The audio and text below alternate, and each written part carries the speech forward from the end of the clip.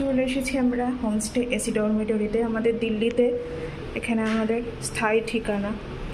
মানে স্থায়ী কেন বলছি, যখনই দিল্লিতে আসি, দিল্লি দিয়ে পাহাড়ের দিকে যাই, এখানেই থাকি। আর আমরা ফার্স্ট টাইম এখানে যেখানে ছিলাম, যে রুমটাতে, এবার সেই রুমটা পেয়েছি। একটা দিন রেস্ট, মানে একবেলা রেস্ট নেওয়ার জন্য এই রুমগুলো খুব বেস্ট। কোনো ঝামেলা ঝঞ্ঝাট নেই, কেউ বিরক্ত করার নেই।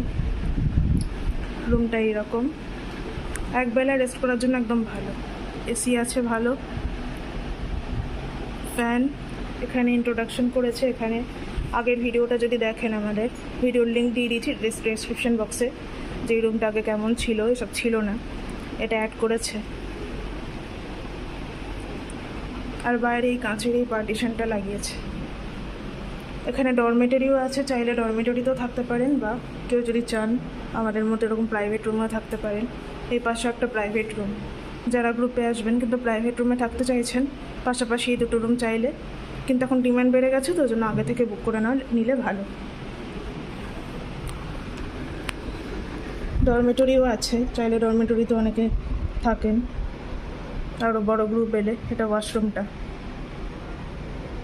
গিজার টিজার সমস্ত আছে। ওকে, দেখতে থাকুন সৌরভস ডায়েরি। সাবস্ক্রাইব করে দিন চ্যানেলটা, আর আমাদের সাথে থাকুন।